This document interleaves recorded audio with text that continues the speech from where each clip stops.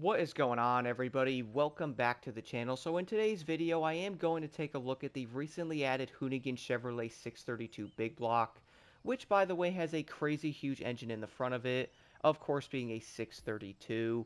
Keep in mind though, the engine in this thing is probably going to mean it's going to be insanely quick, and also let's hope it does not rain because it has no hood, even though a hood would not even fit. And I would say though this car is probably going to be fairly nice looking. Like I do like the rims on this thing, which by the way, at least the rims are not going to be like a chrome colored type like the other ones.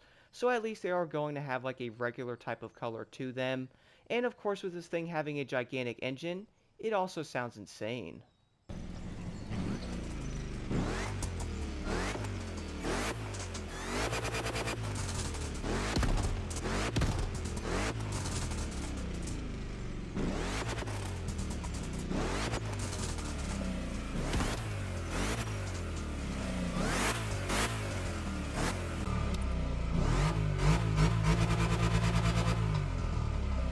At this point though, every vehicle I get and I'm honestly mind blown with how good they actually sound.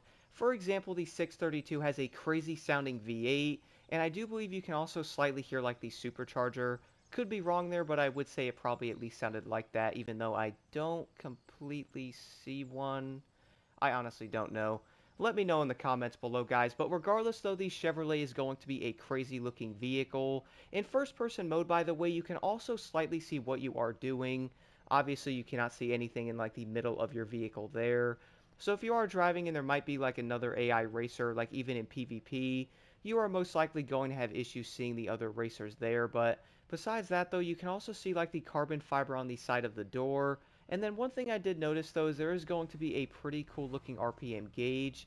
Besides that though, there's not going to be a ton of things to look at in the interior. So moving over to the quick highway speed test right now, and I really do want to see how this car does drive because I have not even driven it yet. And I would say I pretty much have been working on the Mercedes recently, but let's go take a look at the 632 right now. So of course it is going to be a 5-speed. I do have to admit, by the way, I am slightly surprised it is going to be a 5-speed as well. And also being a street tier 2 vehicle, like, I kind of thought it was going to be like a 6-speed, but then again it is going to be like an old style Chevy, which many of the cars back in the day were not going to be 6 speeds anyway. Most of them were going to be 4 and 5 speeds, so I guess it is going to make a lot of sense in that aspect. Also being a street tier 2 vehicle, it is probably going to have a decent overall top speed to it. One thing I was really surprised with the Mercedes was the fact that it did actually do 245 miles an hour, which I would say this car is probably not going to hit that, but let's see right now. So 237, almost running into a taxi. I did not pick a very good place for this, did I? But moving over to an easier highway here, I did want to see what I can get this car to actually hit.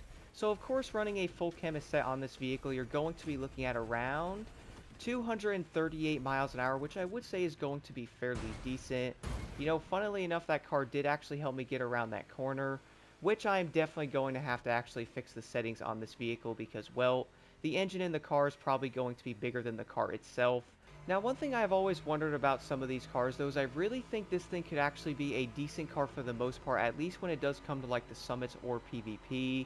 I would also say a lot of players are most likely not even going to pick this thing, and that's probably going to come down to the fact of the other cars basically being quicker, or of course this thing only being a 5-speed, which some people don't like. I can also definitely understand where you're coming from, but driving this vehicle, though, I would say it's definitely going to be plenty fast enough. Is it going to have the highest top speed? Well, no, because even the Mercedes is quicker. But in some areas, though, the acceleration on this car does seem to be pretty dang insane. Now, one thing I do want to say, though, is I do feel like, yes, this car is probably going to be quick. I also feel like at the same time, a lot of people are most likely not going to pick it compared to some of the other cars. So jumping into one of the events now with the lovely 632 Big Block, I do want to see how this car does perform. Of course, being on a level 5 difficulty versus Don, which I'm not really too worried about him. Normally, I'm going to be worried about the Audi R8. That thing is absolutely ridiculous. But let's see what this car can do, though. I might even jump onto some summit events with it and see how it really can perform in some of those, and to also see if you can actually run this vehicle compared to the others. Now, I would say, though, one thing I do find kind of unfortunate about some of these cars is going to come down to how some are going to be way better than others. Now, I would say that's probably going to be like an inevitable thing because, yeah, we do have vehicles that are of course going to be faster than some of the other ones, like a Lamborghini versus this. And if it did come down to like a no restriction type of event, is someone going to pick this Camaro here, or are they most likely going to go after something like a Huracan? I would say the answer is probably going to be fairly obvious. Now, one thing though about that is even though this car might not be quick enough, could you actually run it still? And could you really get a decent score in a summit event? To be honest, I would say you probably could most likely get a pretty high score with it.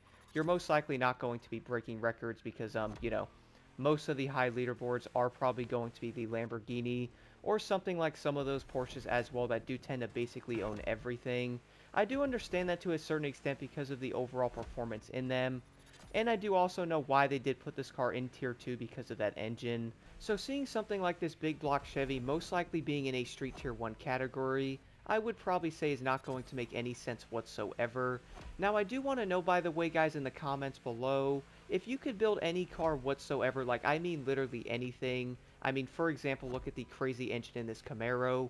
Which car would you build and why? Like the entire specs and everything, like engine swaps to like what you would do with like the turbos, or like even your dream vehicle that you could build if it's anything. Do let me know in the comments below.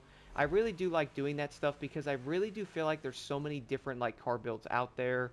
And I do know pretty much everybody does like their own type of vehicles for that matter. Like whether it's going to be a JDM or some crazy muscle car like this, I would say a lot of people are most likely going to like their own vehicles. So do let me know what you guys think about that in the comments below.